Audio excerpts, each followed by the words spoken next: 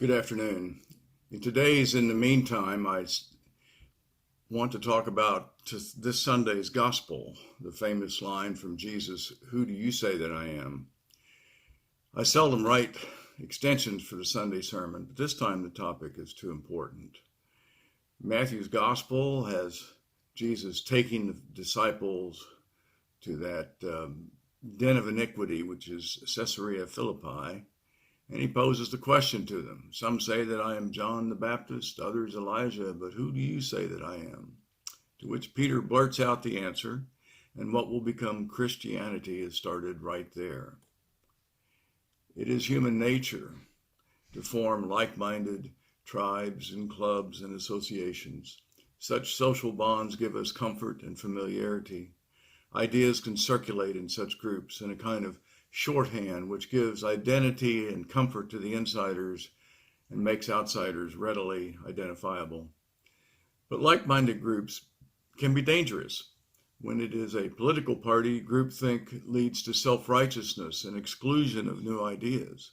When it is a church, the open embrace of Jesus to all people gets subsumed under an insider club-like atmosphere. Most people who identify as Christians have their own ideas about who Jesus is and what Christianity is about. For some, Jesus is white, while for others, Jesus is black or brown. Some think that Christianity is all about saving souls so that people can go to heaven. Others think that it is about what we do here and now and why we do things. It is often pointed out in seminaries that academic theologians, having spent a lifetime studying Jesus, often portray the Jesus they have studied for decades to look just like themselves. In other words, we tend to fashion Jesus and God in our own image, not the other way around.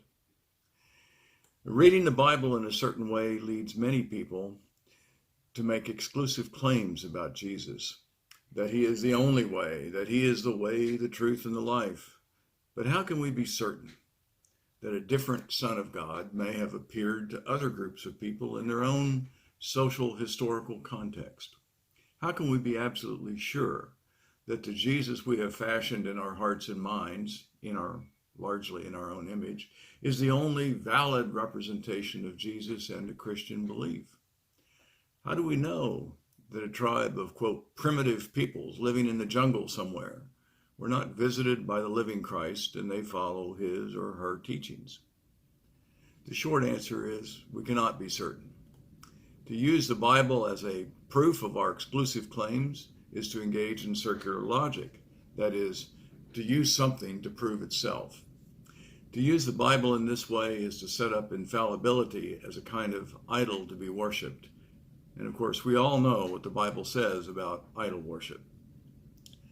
Another question we might ask is, why would God favor only white people of European background and not Native Americans or Cambodians or Kenyans?